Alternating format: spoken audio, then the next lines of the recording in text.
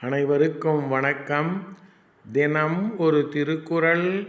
இன்பத்துப்பால் கற்பியல்.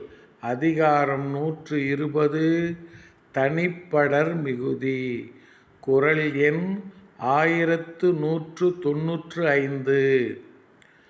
நாம் காதல் கொண்டார் நமக்கு எவன் செய்பவோ தாம் காதல் கொள்ளாக்கடை.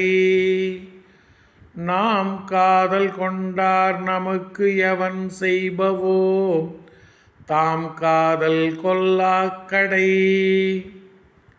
நம்மால் காதலிக்கப்பட்டவர் நம்மை காதலிக்காத போது அவர் நமக்கு என்ன நன்மையை செய்யப் போகிறார்?